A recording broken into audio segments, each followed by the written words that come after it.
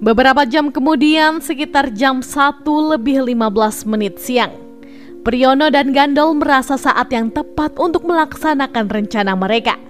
Dengan cepat, mereka mengambil sebuah marmer berbentuk bulat yang sebelumnya digunakan sebagai pangkal piala.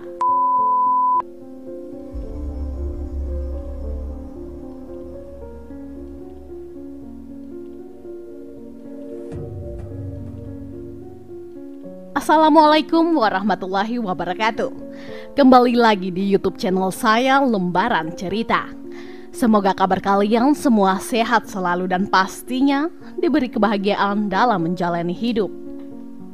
Di video kali ini saya akan membahas tentang kasus yang terjadi di Mojokerto, Jawa Timur. Kasus ini sendiri dilatar belakangi oleh cekcok antar tetangga yang berujung pembunuhan sadis. Nah, seperti apa kisah lengkapnya? Yuk langsung kita bahas. Seorang pria bernama Eko Yuswanto, berusia 32 tahun, tinggal di sebuah rumah sederhana yang terletak di kawasan yang tenang di Surabaya, bersama istri tercintanya dan 2 orang anak yang masih kecil. Dalam kehidupan sehari-harinya, Eko berusaha keras untuk memenuhi kebutuhan keluarga dengan bekerja sebagai pengusaha rongsokan.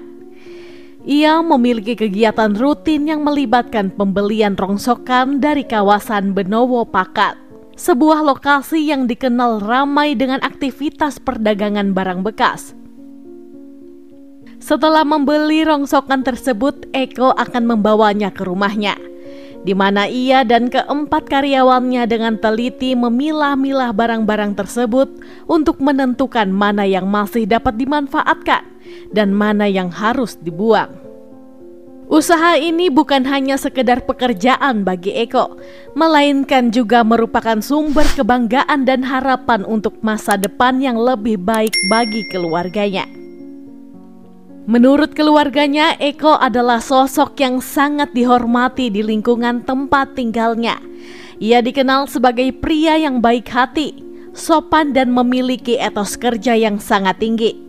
Sebelum merintis usaha rongsokan sendiri, Eko mengawali karirnya sebagai buruh di salah satu perusahaan rongsokan yang berlokasi di Desa Kejagan, Mojokerto. Berkat kerja keras, dedikasi, dan ketekunan yang ditunjukkannya, ia berhasil membangun usaha sendiri yang tidak hanya memberi kehidupan bagi keluarganya, tetapi juga menciptakan lapangan kerja bagi orang lain.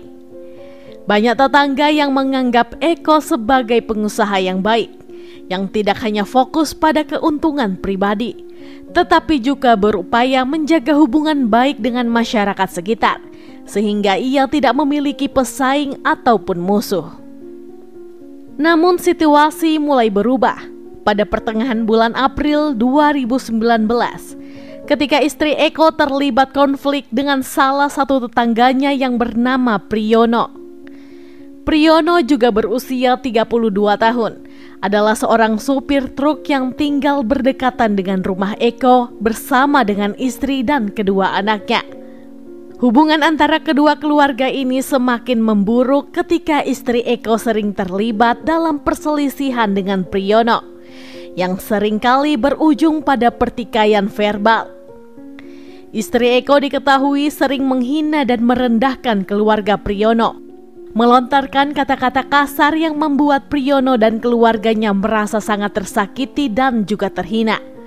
Rasa sakit hati dan kemarahan yang terus menggunung membuat Priyono merencanakan balas dendam yang gelap terhadap keluarga Eko.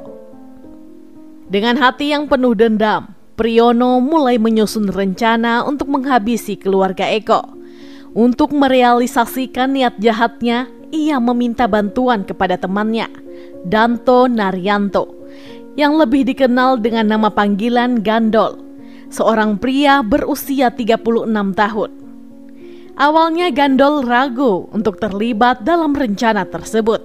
Namun Priyono terus membujuknya dengan iming-iming bagi hasil yang menggiurkan. Priyono berjanji akan memberikan mobil pick-up milik Eko sebagai imbalan jika rencana pembunuhan tersebut berhasil dilaksanakan. Dengan janji ini, Gandol akhirnya setuju untuk membantu Priyono, menjadikan situasi semakin tegang dan berpotensi berbahaya bagi keluarga Eko.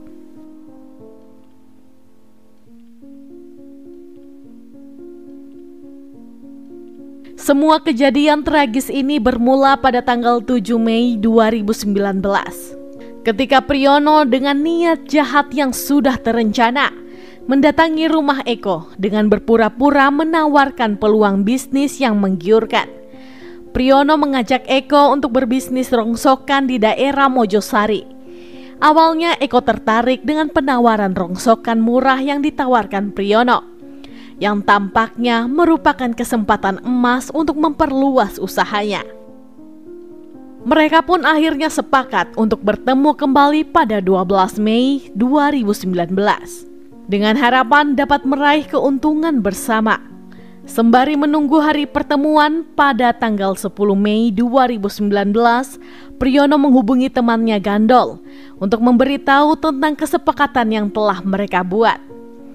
Keesokan harinya, tepatnya pada 11 Mei 2019, Priyono dan Gandol bertemu di Simpang 4 Kenanten, Mojokerto untuk merencanakan eksekusi terhadap Eko. Dalam pertemuan tersebut, mereka membahas strategi pembunuhan secara rinci sambil mengonsumsi minuman beralkohol yang membuat mereka semakin mabuk dan berani dalam niat jahat mereka. Hari yang dinanti pun tiba pada 12 Mei 2019. Pagi itu sekitar pukul 8, Eko berpamitan kepada istrinya dengan semangat untuk bertemu Priyono dan mendiskusikan penawaran bisnis yang telah mereka bicarakan sebelumnya. Dengan membawa uang tunai sebesar 4 juta rupiah, sebuah handphone merek Nokia dan mengendarai mobil pick-up Daihatsu Grand Max, Eko merasa optimis tentang pertemuan itu. Setelah menjemput Priyono di rumahnya, mereka berdua berangkat bersama-sama. Dalam perjalanan, mereka terhenti sejenak di sebuah warung makan yang terletak di Dusun Telogo Gede, Trowulan untuk menikmati sarapan. Setelah menyantap makanan dan bersantai sejenak, sekitar pukul 10 pagi, mereka melanjutkan perjalanan menuju ke rumah Gandol yang terletak di Kenanten Gang 2, Desa Kenanten Puri, Mojokerto. Sesampainya di rumah Gandol, mereka disambut hangat oleh tuan rumah yang sudah menunggu kedatangan mereka. Teras rumah tersebut menjadi tempat yang nyaman untuk mereka bertiga mengobrol santai. Meskipun rumah itu sebenarnya dihuni oleh ayah Gandol, saat itu sang ayah sedang pergi memancing, sehingga rumah dalam keadaan kosong dan memberikan mereka kebebasan untuk melakukan rencana mereka tanpa gangguan. Di tengah percakapan yang berlangsung, Gandol menawarkan minuman beralkohol jenis arak, dan ketiganya pun sepakat untuk minum bersama. Namun, setelah sekitar setengah jam menikmati minuman, Eko merasa lelah dan memilih untuk tidur-tiduran di ruang tamu. Sementara Priyono dan Gandol terus melanjutkan pesta minuman mereka. Beberapa jam kemudian, sekitar jam 1:15 siang, Priyono dan Gandol merasa saat yang tepat untuk melaksanakan rencana mereka. Dengan cepat, mereka mengambil sebuah marmer berbentuk bulat yang sebelumnya digunakan sebagai pangkal piala. Tanpa ragu, mereka memukuli Eko dengan marmer tersebut, melakukan tindakan brutal yang mengakibatkan Eko meninggal dunia di tempat. Peristiwa ini bukan hanya mengakhiri hidup Eko, tetapi juga mengubah secara drastis kehidupan kedua keluarga, meninggalkan jejak duka dan tragedi yang mendalam di komunitas mereka. Setelah memastikan bahwa Eko telah tewas di tempat yang mengerikan, Priyono dengan tenang menutupi jasad Eko menggunakan kasur untuk menyembunyikan jejak kejahatannya. Setelah kejadian pembunuhan yang mengerikan itu, Priyono berpamitan kepada Gandol dan kembali ke rumahnya untuk menyusun rencana selanjutnya. Sekitar pukul 8 malam pada hari yang sama, mereka kembali bertemu di Simpang 4 Kenanten untuk membahas langkah selanjutnya, yaitu tentang membuang mayat Eko agar tidak ditemukan oleh warga. Dalam penemuan tersebut, Priyono meminta Gandol untuk membeli sebuah tong berukuran besar yang direncanakan akan digunakan untuk membuang jasad Eko secara diam-diam. Setelah mencapai kesepakatan, mereka segera bergerak untuk membeli tong tersebut. Namun setelah semua keperluan dibeli dan siap pada sekitar pukul 9 malam, mereka menemukan bahwa tong yang telah dibeli ternyata terlalu kecil untuk memuat jasad Eko. Dalam keadaan panik dan terburu-buru, Priyono pun memutuskan untuk mengangkat jasad Eko dan memasukkannya ke dalam mobil pick-up milik Eko. Sekitar pukul 9:45 malam, Priyono dan Gandol berangkat menuju ke sebuah hutan di Dusun Manyarsari, Desa Gunung Sari, Mojokerto. Setibanya di lokasi yang sepi, mereka bertindak cepat dengan mengambil uang tunai sebesar 4 juta rupiah yang sebelumnya dibawa oleh Eko. Kemudian mereka menyalakan api dengan bensin untuk membakar jasad Eko hingga hangus. Setelah api padam, mereka segera meninggalkan tempat tersebut, berharap tindakan mereka tidak terendus oleh pihak berwajib. Namun, keesokan harinya, tepat pada 13 Mei 2019, sekitar jam 7 pagi, seorang petani yang kebetulan lewat dikejutkan oleh penemuan sesosok jasad dalam kondisi yang sangat mengenaskan. Setelah menyaksikan hal tersebut, ia segera meminta bantuan ke beberapa warga lainnya untuk melaporkan penemuan itu kepada pihak kepolisian setempat agar dilakukan penyelidikan lebih lanjut. Mendapatkan laporan tersebut, pihak kepolisian dari Polres Mojokerto segera melakukan penyisiran dan mendatangi lokasi kejadian. Setibanya di sana, mereka menemukan jasad yang tergeletak dalam posisi tengkurap dengan kepala menghadap ke selatan, dibungkus dengan plastik. Tubuh jasad itu sudah hangus terbakar dan wajahnya tidak dapat dikenali, membuat penyelidikan semakin sulit. Jasad tersebut segera dibawa ke Rumah Sakit Bayangkara Polri Surabaya untuk diidentifikasi dan juga diotopsi. Setelah proses identifikasi selesai, pihak kepolisian mengkonfirmasi bahwa jasad tersebut adalah Eko Yuswanto. Dari hasil otopsi ditemukan bahwa penyebab kematian Eko adalah luka hantaman di sekujur tubuhnya, serta bagian paru-paru yang mengalami luka bakar yang parah. Berbekal informasi ini, pihak kepolisian segera mendatangi keluarga Eko dan meminta mereka untuk datang ke Rumah Sakit Bayangkara Polri untuk memastikan kebenaran identitas jasad tersebut. Ketika sampai di rumah sakit, pihak keluarga dengan segera mengenali jasad Eko. Pihak kepolisian pun langsung memintai keterangan dari istri Eko yang mengungkapkan bahwa ia terakhir kali bertemu suaminya saat Eko berpamitan untuk pergi dengan Priyono untuk membahas masalah pekerjaan. Berdasarkan informasi tersebut, pihak kepolisian langsung memburu Priyono. Pada 13 Mei 2019, sekitar pukul 8 malam, pihak kepolisian berhasil menangkap Priyono saat berada di rumahnya. Dalam proses penangkapan, Priyono sempat memberontak dan melakukan perlawanan, sehingga pihak kepolisian terpaksa menghadiahkan tembakan panas untuk melumpuhkannya. Setelah berhasil ditangkap, ia dibawa ke Polres Mojokerto untuk dilakukan pemeriksaan lebih lanjut. Dalam interogasinya, Priyono mengaku bahwa ia tidak sendirian dalam melakukan pembunuhan tersebut, melainkan dibantu oleh temannya Danto alias Gandol.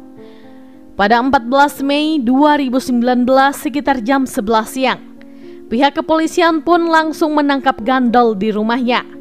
Saat proses penangkapan Gandol, pihak kepolisian menemukan beberapa barang bukti yang menguatkan keterlibatannya dalam kejahatan tersebut, termaksud mobil pick-up milik Eko, marmer yang digunakan sebagai senjata pembunuhan, sendal jepit korban, bantal dengan bercak darah, serta kasur yang sebelumnya digunakan untuk menutupi jasad Eko.